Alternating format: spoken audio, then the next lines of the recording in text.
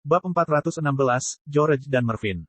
5 tahun telah berlalu, dan Sang kini berusia 37 tahun. Selama 5 tahun terakhir, Sang sebagian besar tinggal di dalam gua, berlatih melawan binatang buas. Dia sebagian besar fokus pada Colossal Sword Star dan Sabre Star. Dia telah menerima biji cahaya jalan sejati dari Geralt, tetapi Sang belum menggunakannya, meskipun dia memiliki akses ke semua biji yang dia perlukan. Alasannya adalah pedang perlu berubah bentuk beberapa kali, yang akan memakan biji. Meningkatkannya ke tahap jalur sejati akan membuat proses ini jauh lebih mahal.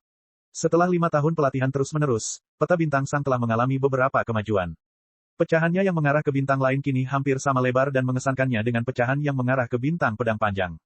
Ini merupakan kemajuan yang menakjubkan. Lagi pula, itu berarti Sang berhasil meniru kemajuan yang telah dicapainya setelah melawan Guru Mervyn selama 5 tahun, hampir 3 kali lipat hanya dalam 5 tahun. Konsep pemahaman silang ternyata benar, dan Sang memperhatikan bahwa beberapa prinsip saling tumpang tindih, sehingga dia dapat mencapai kemajuan luar biasa dalam semua prinsip tersebut. Sayangnya, perjalanan masih panjang. Dia mungkin bahkan belum 10% mencapai tujuannya. Jalan yang dia coba ciptakan terlalu luas dan kuat, dan itu membutuhkan pelatihan dan pemahaman yang sangat banyak. Saat ini, Sang berada di tahap komandan akhir, dengan tubuhnya sekitar 90% lebih kuat dari tubuh monster tahap komandan akhir. Selama 5 tahun terakhir, Sang hanya menyerap beberapa kekejian karena beberapa alasan. Pertama-tama, Sang benar-benar menyadari berapa lama waktu yang dibutuhkan untuk menciptakan jalannya. Meningkatkan kekuatan tubuhnya tidak ada bandingannya. Dia tidak perlu terus-menerus menyerap binatang buas dan kekejian. Kedua, Sang tidak ingin memanggil terlalu banyak kekejian. Kemampuannya untuk memanggil mereka masih menjadi rahasia terdalamnya, dan dia tidak bisa membiarkan siapapun mencurigainya.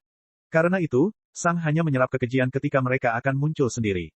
Intinya, dia bahkan tidak memanggil mereka. Dia hanya memanfaatkan penampilan reguler mereka. 5 tahun lalu, Sang dianggap sebagai pejuang paling kuat di dunia dengan kekuatannya saat ini.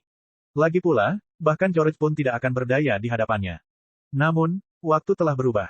Mervyn telah mencapai tahap jalan sejati, dan dengan jalannya yang kuat dan luas, kekuatannya juga dengan mudah melampaui kekuatan George. Bahkan tanpa infus garis darah, Mervyn bisa melawan monster tahap jalur sejati yang paling lemah. Mungkin dia belum tentu menang, tapi dia bisa melawan dan melarikan diri dari mereka. Dan itu bukanlah segalanya. Mervyn bisa melakukan hal yang sama pada High Mage terlemah. Kekuatan pertempurannya terbagi rata melawan ketiga kemungkinan lawan yang bisa dia lawan. Sedangkan untuk bertarung melawan pejuang, Sang memiliki tubuh yang lebih kuat daripada Mervyn, tapi Mervyn juga sangat pandai melawan pejuang lainnya. Menurut perkiraan Sang, jika dia melawan Mervyn sekarang, dia memperkirakan dia akan kalah, tapi itu masih akan menjadi pertarungan yang panjang dan sulit. Guru Mervyn berhasil mendapatkan kekuatan yang cukup untuk melawan penyihir terlemah di levelnya tanpa teknik Bloodline Infusion atau penguatan barbar. Ini menunjukkan betapa luar biasanya kekuatannya. Namun yang mengejutkan, Mervyn bukan satu-satunya yang mencapai tahap jalan sejati dalam 5 tahun terakhir. Komandan penjaga surga prajurit juga mencapainya.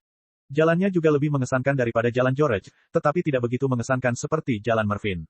Namun demikian, dia juga dianggap sebagai pejuang yang sangat kuat sekarang. Ketika Sang datang ke dunia ini lebih dari 20 tahun yang lalu, hanya ada satu prajurit tahap jalan sejati, dan dia sangat lemah jika dibandingkan. Sekarang, ada 4, dan 3 di antaranya jelas tidak lemah. Dunia sedang berubah. Sekitar setahun yang lalu, George telah menyerahkan posisi dekan kepada Mervyn. Mervyn telah diberitahu sebelumnya, dan dia telah menerima posisi tersebut. Beberapa bulan yang lalu, George telah melaksanakan rencananya. Setelah bertahun-tahun melakukan penelitian, George akhirnya melakukan apa yang sudah lama ingin dia lakukan. Dia meminum beberapa obat sementara Geralt merapal beberapa mantra, dan akhirnya George terjatuh ke panggung komandan puncak dan melupakan sebagian besar pengetahuannya tentang pertempuran, termasuk jalannya. George tidak sadarkan diri selama beberapa hari, dan pikirannya mengalami guncangan demi guncangan. Melupakan suatu jalan bukanlah sesuatu yang mudah untuk dilakukan. Setelah George bangun, dia melupakan banyak hal. Kenangan hilang. Konsep hilang. Pengetahuan umum hilang. Namun, kepribadiannya tidak terlalu terpengaruh, dan sebagian besarnya tetap sama.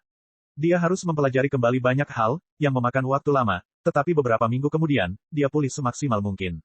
Tentu saja, karena George sudah berusia sekitar 155 tahun dan karena prajurit panggung komandan hanya bisa hidup sekitar 250 tahun, penampilannya telah berubah. Sebagian besar rambut George telah memutih, dan beberapa kerutan muncul di wajahnya. Saat ini, dia tampak seperti berusia awal 60-an, dalam istilah bumi. Dia tampak setua Guru Mervyn sebelum mencapai tahap jalan sejati. Dibandingkan dengan George, Guru Mervyn bertambah muda, dan dia tampak seperti berusia akhir 30-an. Bisa dibilang, George dan Mervyn seperti bertukar tempat. Setelah George siap berlatih lagi, dia secara mengejutkan bergabung dengan Sang. Sang cukup terkejut ketika George meminta nasihat dan pelatihan dari Sang. Perasaan yang aneh bagi Sang. Dia selalu melihat dekan Akademi Prajurit sebagai raksasa yang sangat mengesankan, dan Sang selalu belajar darinya. Tapi sekarang, dia seharusnya menjadi guru George. Namun, itu masuk akal. George telah melupakan sebagian besar kekuatan pertempurannya, dan dia membutuhkan seseorang yang sangat kuat untuk mengajarinya lagi. Sang adalah pilihan yang sempurna. Biasanya, Sang akan menolak. Lagi pula, dia tidak punya waktu untuk murid-muridnya. Namun, George berbeda. George pernah mengajar Sang di masa lalu, dan Sang ingin membalasnya. Jadi, Sang menerimanya. Pertama, Sang membiarkan George bertarung melawan binatang satu tingkat di bawahnya. Ini sepertinya berlebihan bagi seseorang yang pada dasarnya adalah seorang pemula. Namun, Sang menganggap ini tepat. Lagi pula, George sudah mendapatkan Bloodline Infusion. Jelas sekali, George akan menjalani infus garis darah segera setelah dia lupa jalannya, dan ya, infus garis darah sekarang dapat digunakan pada prajurit panggung komandan, tetapi hanya jika jalan mereka belum terlalu berkembang. George tampil buruk melawan monster itu, tapi dia tidak mengeluh atau kehilangan motivasi sama sekali. Faktanya, tekadnya semakin meningkat saat dia bertarung dan kalah dari lebih banyak monster. Setelah beberapa saat, Sang mendapat penemuan menakutkan yang membuatnya mengingat kebenaran. Tingkat adaptasi George terhadap musuh-musuhnya sangat menakutkan.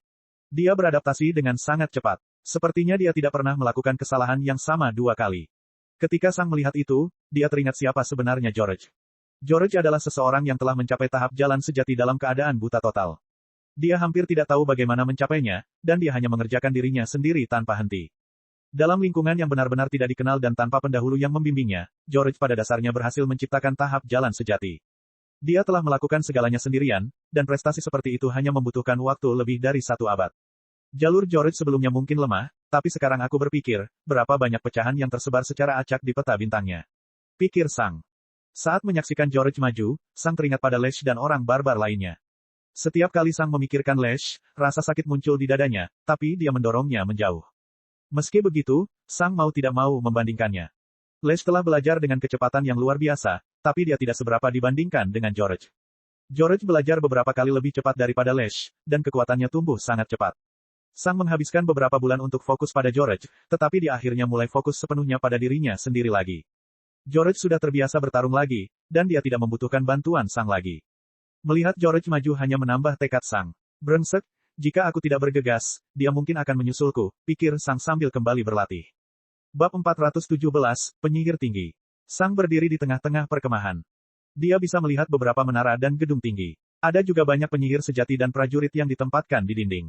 Kam tersebut memblokir celah tinggi namun relatif sempit yang mengarah ke barat laut. Saat ini, orang-orang di dalam perkemahan memandang Sang dengan ekspresi rumit. Mereka mendapat informasi dari Duke Warwine tentang apa yang akan terjadi, dan mereka tidak tahu apa yang harus mereka pikirkan tentang hal ini. Mengapa pejuang ini mempertimbangkan untuk melakukan hal seperti itu? Saat ini, pedang raksasa Sang ada di punggungnya, siap dilepaskan. Dia meregangkan kaki dan lengannya sebentar dan membuat tulang-tulangnya menonjol ke seluruh tubuhnya. Api tekad terlihat di mata kanannya, tapi dia juga sedikit gugup. Ini tidak mudah. Setelah Sang selesai, dia melihat dari balik bahu kanannya ke arah seorang pria muda. Keduanya berbagi pandangan penuh pengertian. Kemudian, Sang melihat ke arah barat laut lagi. Dia menarik napas dalam-dalam dan mempersiapkan diri. Dia menurunkan pendiriannya. Bang! Dan dia melesat ke depan dengan seluruh kecepatannya. Orang-orang yang ditempatkan terkejut melihat kecepatan Sang. Bagaimana dia bisa begitu cepat? Dalam sekejap, Sang telah meninggalkan perkemahan saat dia melesat ke arah barat laut. Dia masih ingat percakapannya dengan Gerald. Kamu ingin menyerang garis depan sendirian? Gerald bertanya dengan kaget. Sang hanya mengangguk. Aku sudah cukup berlatih melawan monster, tapi aku belum pernah melawan penyihir selama lebih dari 5 tahun. Jika aku ingin menjaga efisiensi latihanku pada puncaknya, aku memerlukan lebih banyak pengalaman bertarung melawan mereka. Gerald tahu apa yang dimaksud Sang, tapi itu masih terdengar terlalu sembrono dan bersifat bunuh diri. Menyerang garis depan sendirian hanyalah sesuatu yang bisa dilakukan oleh penyihir agung. Terlebih lagi, kemungkinan besar musuh juga memiliki High Mage yang menjaga garis depan. Jika Sang bertemu dengan penyihir agung, dia pasti akan mati. Sang juga tahu itu, tapi dia tetap ingin melakukannya. Kita harus ingat bahwa penyihir puncak yang sangat kuat lebih lemah dari hampir semua penyihir tertinggi terlemah. Alasannya adalah sulitnya menjadi seorang High Mage. Seorang penyihir puncak yang sangat kuat akan hampir memahami jalan mereka sendiri, meskipun bagi mereka itu disebut berbeda. Dibandingkan dengan pejuang, penyihir perlu memahami makna yang lebih dalam mengenai afinitas mereka. Mereka perlu memahami dengan sempurna satu aspek kecil mengenai afinitas mereka, yang memberi mereka dorongan kuat dalam pertempuran. Misalnya, sebagian besar penyihir api berkonsentrasi pada konsep kindling. Ini melambangkan lahirnya api, dan mereka perlu mengetahui aspek ini jika ingin memahami lebih banyak tentang api. Seorang penyihir tinggi yang telah memahami Kindling dapat mengubah lingkungannya menjadi pemandangan neraka dengan memanggil api kemana-mana. Mereka bahkan bisa membakar orang dan binatang lain. Satu-satunya cara untuk melawan pengaruh ini adalah dengan memiliki Spirit Sense. Dengan Spirit Sense, seseorang dapat memblokir pengaruh keinginan lawan jika terlalu dekat. Tanpa Spirit Sense, seseorang hanya akan terbakar menjadi abu tanpa bisa melawan atau menghindar. Penyihir api semacam ini adalah senjata pemusnah massal. Mereka bisa membakar ratusan meter tanah hanya dengan menggunakan mana dan bahkan tanpa merapal mantra. Pit mage yang sangat kuat dapat memanfaatkan sebagian dari kekuatan itu, tetapi tidak sepenuhnya. Ini berarti bahwa penyihir puncak yang paling berbakat pun akan mengalami kesulitan besar saat melawan penyihir tertinggi terlemah. Melompati level mungkin dilakukan sebelumnya, tetapi jarak antara puncak alam ketiga dan awal alam keempat pada dasarnya tidak dapat diseberangi. Setiap penyihir tinggi pernah menjadi penyihir puncak yang sangat berbakat sebelumnya. Bahkan penyihir tertinggi yang terlemah pun adalah seorang jenius. Jadi, jika Sang bertemu dengan penyihir agung, segalanya akan menjadi sangat merepotkan. Sang yakin dia tidak memiliki kemampuan untuk membunuh penyihir agung. Dia hanya bisa menghindari serangan mereka dan lari, dan bahkan hal itu mungkin akan membunuhnya. Dan jika dia bertemu dengan penyihir tinggi angin, dia bahkan tidak akan bisa melakukan itu. Misalnya, Geralt memahami gerakan. Kekuatan ofensif Geralt hanya rata-rata untuk levelnya, tapi kecepatannya tidak nyata. Geralt juga menggunakan konsep gerakan untuk menciptakan mantra terbangnya sendiri. Biasanya hanya Archmage yang bisa terbang, tapi Geralt berhasil terbang dengan memasukkan gerakan ke dalam mantra yang rumit. Ini juga alasan mengapa hanya ada sedikit orang yang bisa terbang di 5 kerajaan. Seseorang tidak hanya perlu memahami gerakan angin, tetapi seseorang juga perlu membuat dan menggunakan mantra yang sangat kompleks. Semakin kuat pertumbuhan para penyihir, semakin beragam gaya bertarung mereka. Sementara penyihir tingkat tinggi api akan menjadi bencana yang berjalan, penyihir angin akan menjadi penyerang jarak jauh yang sangat cepat. Penyihir tingkat tinggi bumi adalah gelombang kehancuran, sedangkan penyihir tingkat tinggi petir merupakan meriam yang terkonsentrasi namun sangat eksplosif. Mengenai kelangsungan hidup Sang, itu sepenuhnya bergantung pada penyihir agung macam apa yang akan dia temui. Dia tidak akan bisa membunuh penyihir mulia manapun, tapi dia bisa bertahan hidup berada di dekat beberapa dari mereka. Seorang penyihir tingkat tinggi berada di sisi yang tidak terlalu berbahaya baginya. Ya, penyihir agung api memang sangat merusak, tapi rasa roh semu milik Sang bisa menghalangi pengaruh mereka. Satu-satunya hal yang perlu dia lakukan setelah itu adalah menghindari pemboman ledakan, yang masih tidak mudah tapi bisa dilakukan. Penyihir tingkat tinggi bumi memang menyebalkan, tapi mereka bahkan tidak terlalu berbahaya dibandingkan penyihir tingkat tinggi api. Mereka akan mengubah medan dan menciptakan gelombang batu dan tanah untuk memblokir dan mengubur Sang. Dengan mobilitas Sang, dia bisa bertahan untuk sementara waktu, tapi dia harus melarikan diri dengan sangat cepat. Seorang penyihir angin tinggi akan membunuh Sang. Mereka terlalu cepat. Seorang Lightning High Mage juga sama buruknya. Meskipun Lightning High Mage tidak secepat itu, serangan mereka sangat cepat. Anehnya, penyihir tingkat tinggi air juga akan merepotkan. Penyihir tingkat tinggi air umumnya memahami konsep tetesan hujan, dan mereka dapat menembakkan tetesan air hujan yang sangat lebat ini seperti peluru dari senapan mesin. Seorang Ice High Mage bisa menciptakan gelombang es yang tajam dan kuat, yang juga akan merepotkan Sang. Dia bisa menghindari beberapa di antaranya, tapi tidak bisa menghindari puluhan sekaligus. Seorang Metal High Mage akan berada di tengah. Mereka umumnya memahami konsep ketajaman, yang memungkinkan mereka memecah atmosfer. Itu sedikit mirip dengan mantra bila angin tetapi lebih bersih dan lebih cepat. Seorang Light High Mage akan menyebalkan tapi tidak menjadi masalah. Light High Mage fokus untuk menghilangkan kemampuan lawan untuk melihat sesuatu sambil membakarnya secara perlahan dari luar. Dengan afinitas Sang, dia bisa mengatur suhu tubuhnya. Penyihir tingkat tinggi kegelapan sangat mirip. Mereka mengubah lingkungan sekitar dan perlahan membekukan lawannya. Saat ini, Sang bahkan tidak bisa membunuh Light High Mage, tapi dia bisa melarikan diri untuk sementara waktu dari beberapa dari mereka.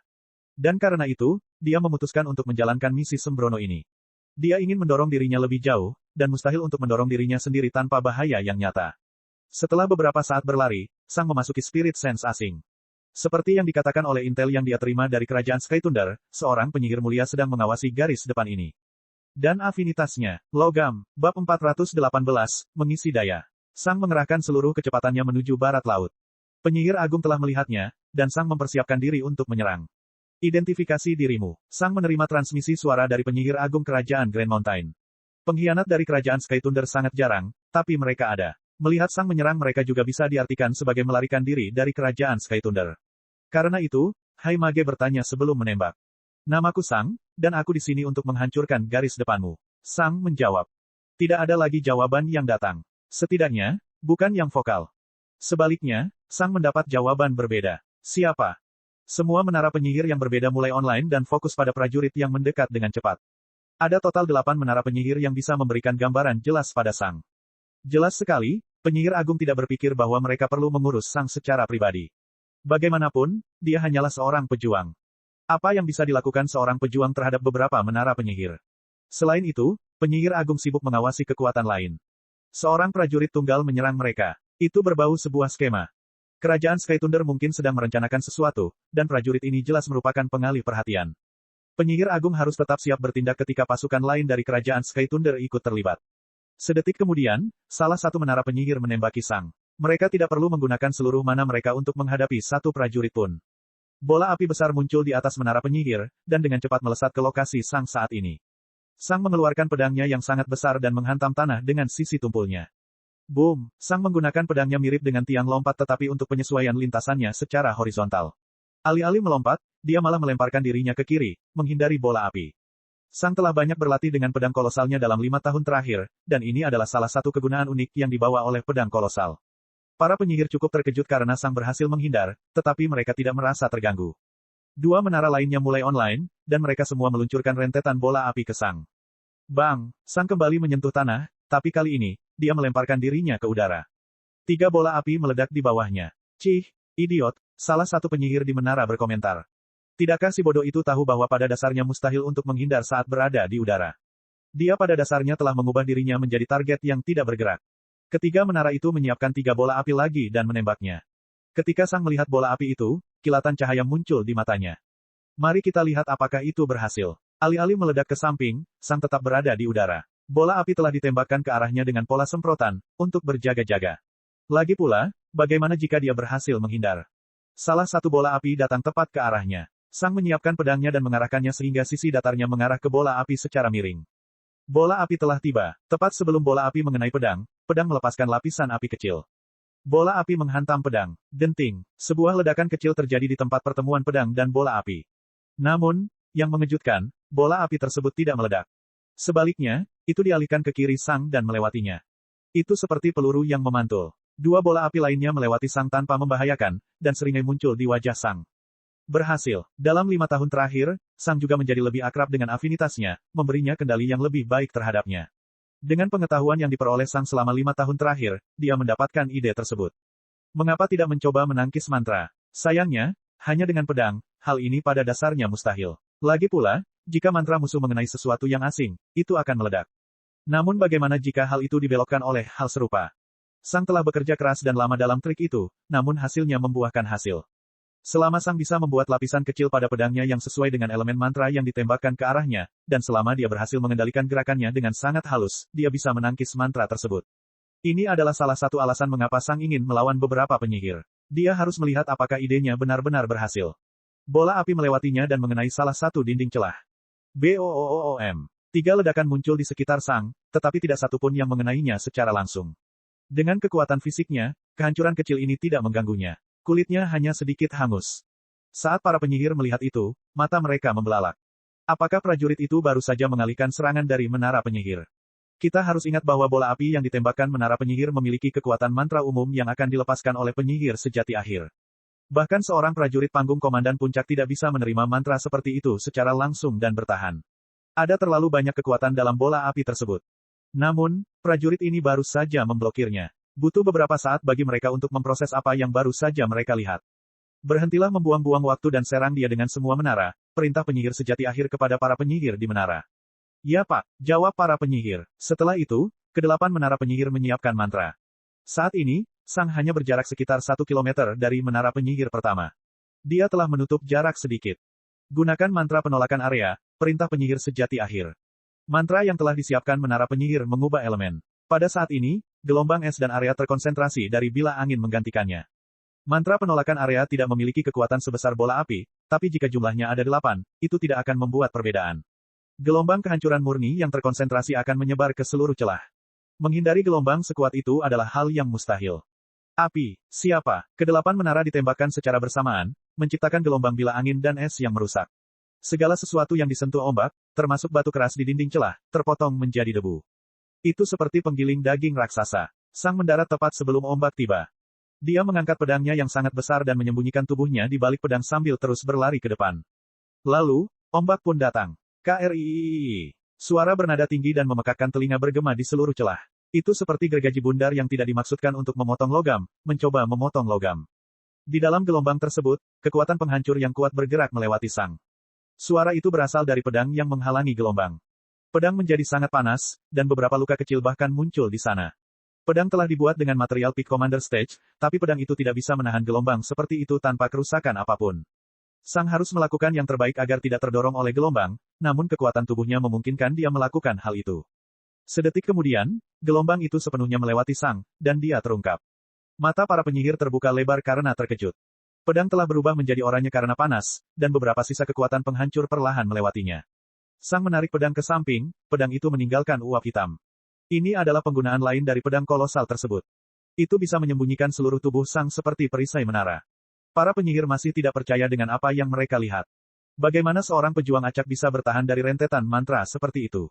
Sang mengangkat pedangnya rendah ke tanah sambil menunjuk ke belakang. Bang! Kemudian, Sang melepaskan Fire Blast, dan kecepatannya menjadi lebih cepat dari sebelumnya. Pada saat itu, tanda-tanda kegugupan pertama muncul di antara para penyihir. Siapa? Namun pada saat itu, area di sekitar Sang tampak berubah. Segalanya tampak menyimpang, dan sepertinya kenyataan terpecah. Hai Mage terlibat. Bab 419, Negara Bagian. Dunia di sekitar Sang berubah menjadi kenyataan yang terpecah-pecah. Tentu saja, seorang penyihir agung tidak mempunyai kekuatan untuk mencapai sesuatu seperti itu, tapi hujan tebasan rapi di atmosfer membuatnya terlihat seperti itu. Sang menyipitkan mata kanannya, dan dia memfokuskan sense sudo spiritnya pada area di sekitarnya. Saat Sang terus berlari, segala sesuatunya tampak terpotong-potong, tetapi dia tidak pernah tersentuh oleh sayatan itu. Sepertinya dia bukan bagian dari kenyataan yang terpotong-potong. Ketika Haimage melihat itu, mereka menyipitkan mata. Mereka tahu apa maksudnya. Saat ini, Sang hampir mencapai menara penyihir pertama. Otot-ototnya menonjol saat dia mempersiapkan diri untuk serangannya. Para penyihir mengira bahwa penyihir agung akan menjaga Sang, itulah sebabnya mereka tidak menyiapkan mantra lainnya. Sayangnya, mereka salah. Sang mencapai mana shield di menara penyihir pertama dan menyerang. Siapa? Pedang tiba-tiba dikelilingi oleh api hitam saat menggunakan kekuatan entropinya. Perisai menara ini sama kuatnya dengan perisai Peak True Mages. Jika Sang ingin menghancurkannya dalam satu serangan, dia perlu menggunakan kemampuan entropi pedang. Dan kemudian, pedang menyerang. Bang! Mata semua penyihir terbelalak kaget saat perisai mana di menara itu langsung hancur berkeping-keping. Apa? Bagaimana? Apakah itu berarti prajurit ini bisa menghancurkan perisai mana dari penyihir sejati puncak begitu saja? BOOOM. Menara itu segera pecah berkeping-keping saat Sang menerobos dindingnya dan mencapai bagian dalamnya. Para penyihir di atas merasakan tanah runtuh, dan mereka mencoba melarikan diri. Namun, mana step hanya dapat digunakan di darat. Mereka tidak dapat menggunakannya karena menara di bawah mereka runtuh. Bang! Tubuh Sang menembus lapisan atas menara dan muncul di antara kedua penyihir.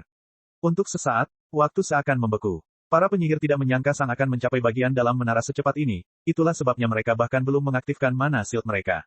Bang! Bang! Kedua penyihir itu meledak berkeping-keping beberapa saat kemudian ketika sebuah pedang besar menembus mereka. Karena menggunakan entropi, pedang telah berubah dari keadaan pedang kolosal menjadi keadaan pedang besar. Sesaat kemudian, Sang dengan ringan mendarat di atas puing-puing yang berjatuhan. Bang! Dan dia melesat keluar dari menara yang runtuh, menembus bagian langit-langit yang runtuh. Dia menembak tepat di menara penyihir kedua. Namun pada saat itu, naluri Sang membentaknya. Sesuatu yang menakutkan sedang menghampirinya. Sang melihat ke kanannya dan melihat seorang wanita muda dengan rambut abu-abu panjang dan jubah hitam mengeluarkan mantra. Ini adalah penyihir agung. Saat ini, potongan mengerikan berbentuk bulan sabit sedang terbang menuju Sang. Kekuatan destruktif mantra ini tidak bisa dibandingkan dengan mantra yang dikeluarkan menara penyihir. Begitu Sang melihat mantra itu, dia menebasnya. Gelombang es keras meninggalkan pedang Sang.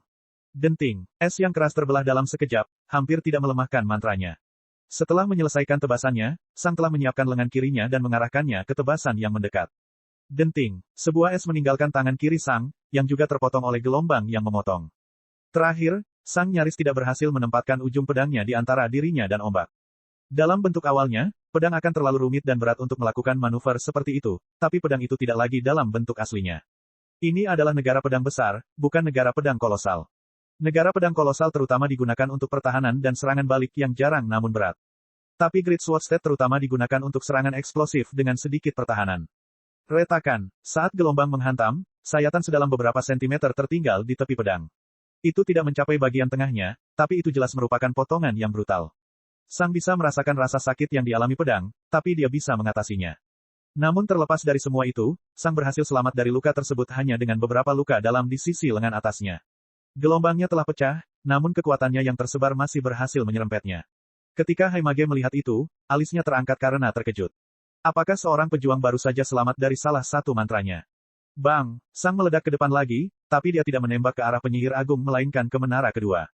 Para penyihir di dalam menara dengan cepat mengaktifkan mana shield mereka dan mencoba melompat keluar dari menara. Namun, tanpa mana step mereka terlalu lambat. Lebih banyak api hitam muncul di sekitar SWOT. Bang! Mana shield hancur seperti yang pertama, dan Sang langsung menembak kedua penyihir di tingkat tertinggi menara, mengabaikan dinding sama sekali. Baginya, dinding hanyalah udara. Sang mencapai yang pertama dalam sekejap, dan kabut hitam muncul di pedang saat lengan kiri Sang sedikit layu. Serangan Sang sangat cepat, bahkan lebih cepat dari sebelumnya. Bagaimanapun, pedang telah bertransisi dari negara pedang besar menjadi negara sabre. Di tahap sabar, pedang sepenuhnya fokus pada serangan dan kecepatan murni. Bang! Petir hitam meledak dari SWOT dan melintasi mana shield. Retakan, mana shield hancur dalam satu serangan. Ini hanya seorang Mitru Mage, dan dengan menggunakan Darkness, Sang bisa menghancurkan mana shield mereka dalam satu serangan. Mereka berdua masih di udara saat Sang Mage melihat dengan kaget dan ngeri pada mana shield mereka yang rusak. Sesaat kemudian, mereka hanya bisa melihat tangan kanan Sang yang sedang memegang pedangnya mendekat ke wajah mereka. Bang! Dengan pukulan backhand, Sang meninju kepala dari tubuh Mage. Kemudian, dia meletakkan kakinya di atas tubuh tersebut. Bang! Dan meledak menuju Mage kedua. Membantu. Penyihir kedua berteriak, tapi Sang sudah mencapai mereka. Bang! Ledakan petir hitam lainnya terjadi. Bang! Kemudian, Sang menendang Mage tersebut, mengubahnya menjadi beberapa bagian yang melesat ke kejauhan. WHOOOM. Pada saat itu, Sang merasakan ancaman mengerikan lainnya mendekat. Beberapa tombak logam raksasa ditembakkan ke arahnya. Rasanya seperti hujan tombak. Sang dapat mencoba memblokir beberapa tombak, tetapi tombak lainnya masih akan menusuknya. Dia juga terlalu lambat untuk menghindar, dan mana step tidak bisa digunakan di udara. Sesaat kemudian, hujan tombak menyelimuti menara yang runtuh dengan Sang masih di dalamnya. Untuk sesaat, sepertinya prajurit penyerang itu sudah mati. Bang! Itu sampai Sang keluar dari awan berdebu bekas batu. Saat ini, beberapa rune ajaib berputar-putar di sekitar Sang, dan dia tidak terluka. Gerald sudah lama memberikan hadiahnya kepada Sang, dan itu pasti sangat kuat. Armor hitam baru yang dia kenakan bahkan bisa melindunginya dari mantra penyihir tinggi. Lebih baik lagi, itu hanya aktif jika Sang akan menerima cedera parah. Itulah mengapa itu tidak aktif ketika dia terpotong oleh gelombang pertama pemotongan logam dari penyihir agung.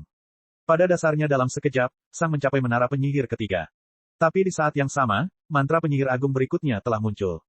Hai Mage tidak lagi melakukan pemanasan, dan dia bahkan menggunakan fokusnya sekarang. Dua potongan logam ditembakkan tepat ke arah Sang. Sebelumnya, Sang baru saja berhasil memblokir salah satu dari mereka. Sekarang, ada dua. Mulai saat ini, misi ini tidak akan semudah sebelumnya. Bab 420, terlalu dekat. Bang! Sang meledak secara diagonal ke kiri, tapi dia tidak akan cukup cepat untuk menghindari kedua tebasan itu karena jaraknya sangat lebar. Retakan, itu jika perisai mana menara penyihir tidak berada di antara dia dan lukanya sekarang. Ya, alih-alih menyerang mana shield, Sang malah menyerang di sekitarnya, menggunakannya sebagai perisai. Mana shield retak, dan sisa kekuatan dari kedua tebasan itu tidak lagi berbahaya bagi SWOT. Sang dengan mudah memblokir sisanya. Ketika Hai Mage melihat itu, matanya membelalak ngeri, dan dia mengertakkan gigi. Dia baru saja menghancurkan mana shield miliknya. Saat berikutnya, para penyihir lainnya hanya melihat Sang meledak ke dalam menara. BOOOM. Menara itu hancur berkeping-keping. Bang! Sesaat kemudian, darah dan bongkahan daging keluar dari satu sisi seperti ditembakkan dari meriam. Bang! Detik berikutnya, sebuah kepala melesat keluar dari menara yang runtuh. Kedua penyihir di dalam menara jelas telah mati. Bang! Kemudian, semua orang melihat Sang menembak menara keempat. Hai Mage menjadi marah. Beberapa pejuang telah berhasil membunuh 6 penyihir dan menghancurkan 3 menara penyihir di bawah pengawasannya.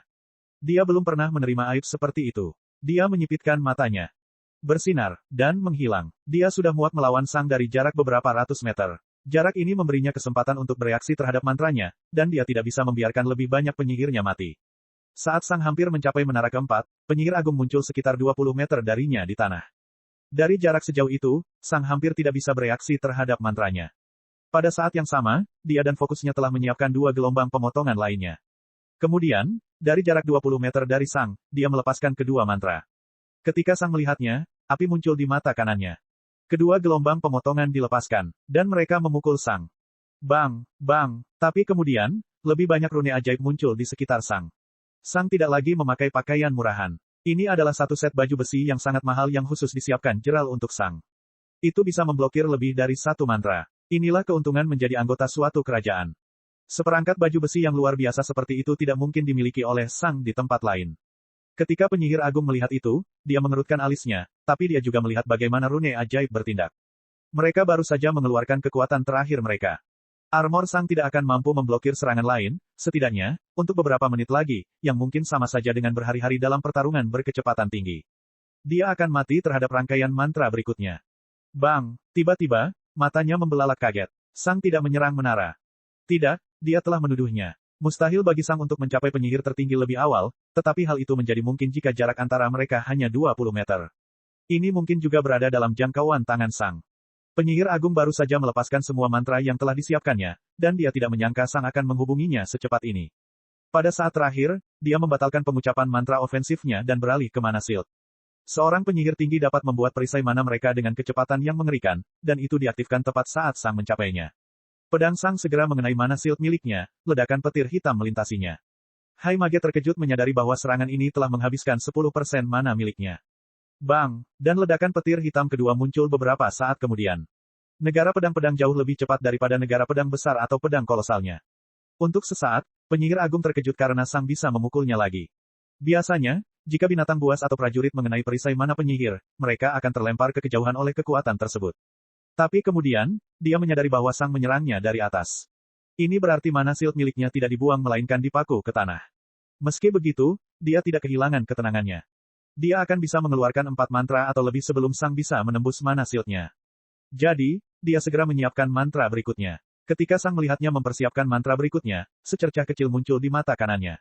Dia melepaskan serangan berikutnya, tapi kali ini, tidak ada petir hitam.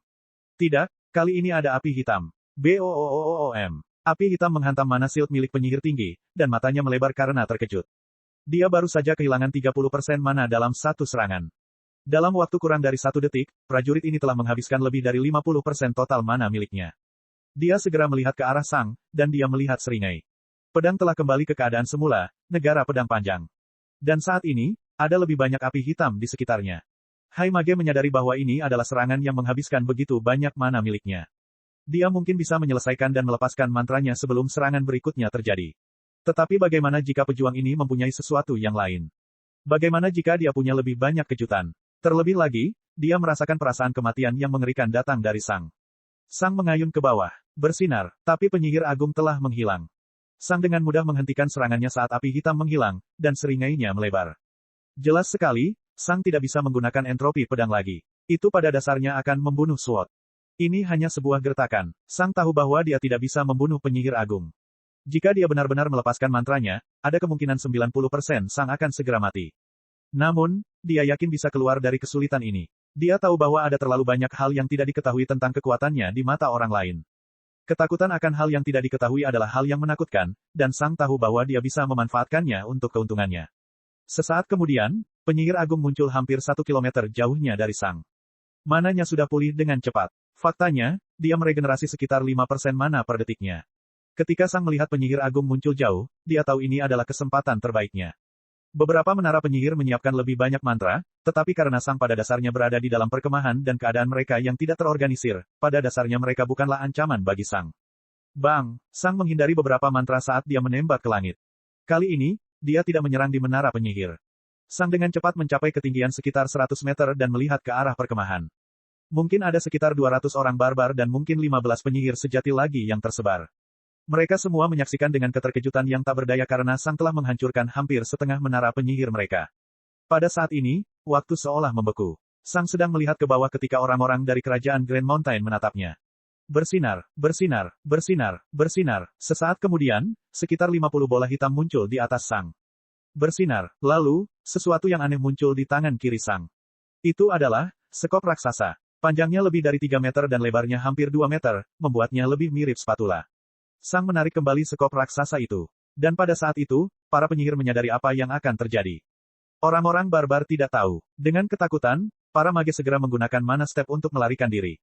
Dan kemudian, Sang mengayunkan sekop raksasa itu ke bawah menuju bola hitam. Para penyihir tahu bola-bola ini. Ini adalah bom api. Mereka digunakan untuk menghancurkan gelombang besar binatang buas. Sesaat kemudian, sekop itu menghantam firebomb dengan bagian belakangnya, bentuknya yang bulat menembakkan firebomb ke berbagai arah. Orang-orang di perkemahan memandang dengan ngeri pada hujan firebombes. Para penyihir di menara memandang dengan ngeri ke arah bom api. Dan penyihir agung memandang dengan ngeri ke arah bom api. Dan kemudian, bom api menghantam perkemahan. BOOOOM. BOOOOM. BOOOOM. BOOOOM. Cek cek cek cek cek cek cek cek. Rakan-rakan kultivator sekalian, sebelum retret, sila terus berkultivasi untuk jurus subscribe, like, share dan komentar agar sekte novel Sadim terus berkembang pesat.